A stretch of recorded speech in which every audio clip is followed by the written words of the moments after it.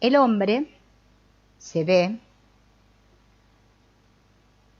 ante el mundo exterior, a veces favorable y a veces desfavorable, se le presenta a este mundo. Ciertas cosas le sonríen y estas cosas que le sonríen, él las incluye en su realidad. A las que le resultan desfavorables la resiste porque siente que lo amenazan y la sitúa del lado del enemigo. El hombre puede, mediante esfuerzos, inclinar el mundo exterior a que le sonría, pero solo hasta cierto punto. Más allá de este punto empieza el dominio de la buena suerte y la mala suerte. En este dominio, que escapa a sus esfuerzos, el hombre asigna fatalmente al mundo exterior intenciones hacia él. Ve la suerte como una intención amistosa del mundo exterior y la mala suerte como una intención hostil. Se interroga entonces sobre las causas de estas intenciones opuestas, de esto que le pasa, ¿no? Que él no quiere que le pase. Y al no comprender el carácter ilusorio de las mismas, las ve como enigmáticas. No logra hallar estas causas que busca bajo aspectos particulares del mundo exterior, que lo acaricia a veces y a veces lo golpea. Y esto lo conduce a sacar conclusiones contradictorias. Cuando dice, ante su suerte, el mundo me acaricia porque me ama. Y cuando tiene mala suerte, el mundo me golpea porque me detesta. Y esto conduce a un nuevo enigma. ¿Por qué a veces el mundo me ama y otras veces me detesta? Y así, detrás de las causas de su buena y mala suerte, busca lógicamente una causa única, una causa primera, que determinaría el mundo exterior en un sentido o en el otro. Esta causa, vista como una intención, es personalizada. Como el hombre se personalizó a sí mismo, concibe necesariamente la idea de una persona que determina la actitud de un mundo exterior hacia él. Una persona inevitablemente concibe una intención hacia sí misma como emanada de otra persona. Esta persona que el hombre supone detrás del enigma de su destino es concebida como capaz de desencadenar o contener la acción de la amenaza que se cierne sobre la yo realidad, suelta o retiene la espada de Damocles. El hombre siente pues que esta persona reside por encima de él y así nace la superstición, que viene de superstare, es decir, la creencia en alguien que domina al hombre y determina su destino. La idea de este alguien no resuelve el gran enigma, sino que plantea uno nuevo. ¿Quién es este alguien? Los hombres responden a esta pregunta de maneras muy diversas. Antes de enumerar las principales soluciones propuestas, vamos a ver qué tienen en común. Este alguien es conocido como sobrenatural por definición, ya que dispone a su antojo de los sucesos naturales, incluso aquellos que lo llaman la naturaleza. Conciben a esta naturaleza con N mayúscula como un principio que domina toda la manifestación natural, es decir, sobrenatural. Este alguien es, por otra parte, omnipotente. Finalmente, como hemos visto, es concebido como personal. Por ejemplo, un hombre nos dirá con sinceridad: les aseguro que para mí este alguien no es nada personal.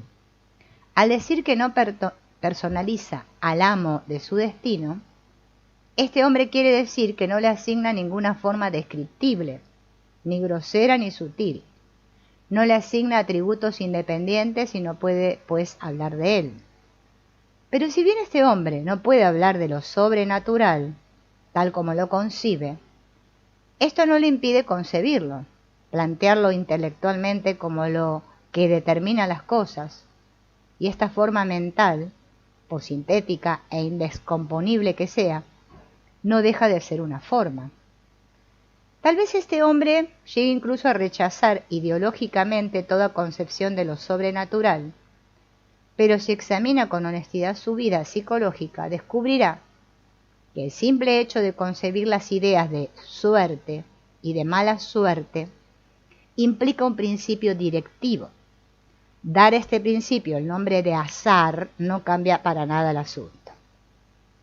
Todo hombre concibe inevitablemente, se dé cuenta o no, la idea formal de un director de su destino.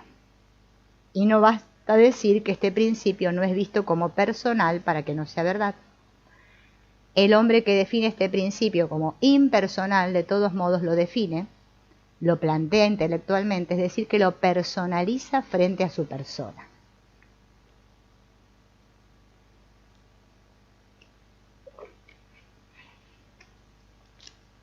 Todas las respuestas dadas por los hombres a la pregunta ¿quién es este alguien?, tienen otro punto en común.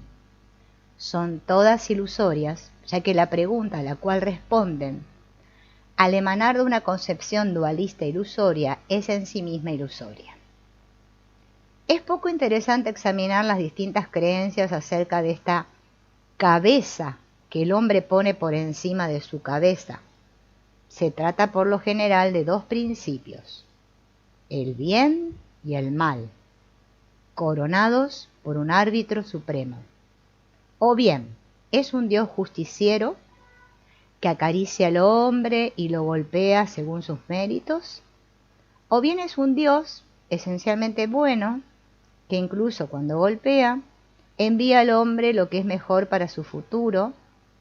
Este buen Dios puede además confiar la ejecución de sus golpes a una potencia del mal que lo obedece, o bien, como ya vimos, puede ser una divinidad ciega que llamamos destino, azar o la historia.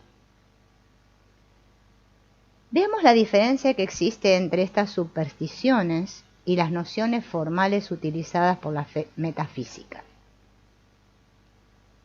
Al hablar del yin, del yang, del tao, del plan supremo, del principio absoluto, de la metafísica, también parece poner una cabeza por encima de la del hombre. Pero el metafísico utiliza estas formas conceptuales solo para comprender el orden real de las cosas, para alcanzar un día, al término de este análisis necesario, la superación de toda forma. Las nociones que usa, solo las usa, como uno usa un dedo para dirigir la mirada hacia la luna, bajo pena de caer justamente en la superstición. No olvida que lo que enuncia es solo un modo de decir, un artificio usado por el intelecto para alcanzar los límites de su ámbito formal. No olvida la relatividad de estas herramientas que son las palabras, no absolutiza su contenido, es decir, que no cree en ellas, las ve como medios valiosos para interrogarse sobre la realidad, pero no como entidades sobre las que interrogarse. No olvida que es su mente la que plantea todos estos conceptos y que por consiguiente estos no podrían ser ante su mente, ante él mismo.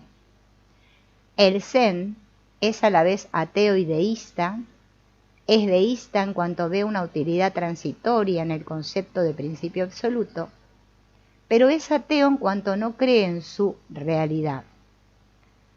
Cuando el patriarca Zen nos dice, si encuentras a Buda en tu camino, mátalo, nos recuerda el interés que tenemos en no tomar las producciones de nuestra mente por entidades autónomas.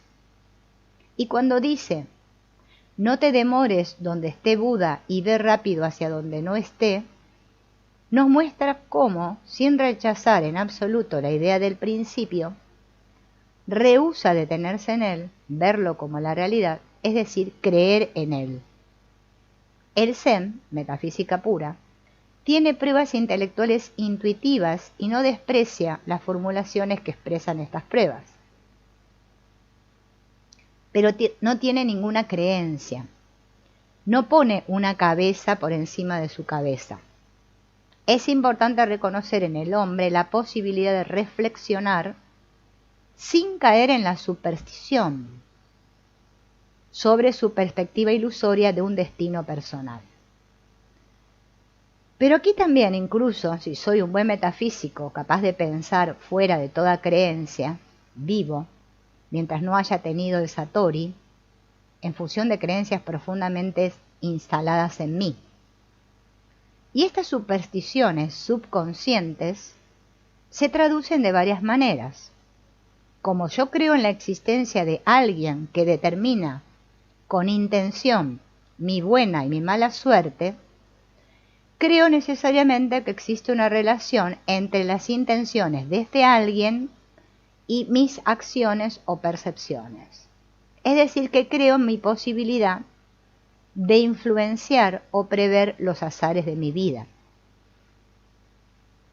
Muchos hombres ven un sentido premonitorio en ciertos signos, por ejemplo, un viernes 13, toparse con un entierro, la araña por la mañana, etc. Puedo temer expresar mi confianza en el futuro, como si mi arrogancia me hiciera correr el riesgo de ofender al director del destino y moverlo a rebajar mi altivez. Sin embargo, si cometí esta imprudencia, doy a un gesto y digo, toco madera, la eficacia de un conjuro, ¿no? Toco madera. El azar se me puede presentar como una cuestión de equilibrio. Temo entonces disfrutar de mi suerte, como si por ello aumentara la cuota de desgracia que tendré que pagar luego. Se me puede presentar, al contrario, conformado por series. Temo entonces emprender lo que sea durante un periodo ya marcado por múltiples desgracias. Y digo, no hay 2 sin 3. Una creencia extremadamente difundida es que el director del destino retribuye con justicia las acciones buenas y malas, y el hombre teme entonces las consecuencias de sus errores. Se supone culpable cuando el destino lo aflige. ¿Qué hice yo al buen Dios para que me suceda esta desgracia? Realiza buenas acciones, esfuerzos sobre sí, sacrificios, dádivas, para favorecer una iniciativa que emprende. Las manifestaciones supersticiosas son innumerables. Cada uno de nosotros las descubrirá en sí mismo si se examina con cuidado.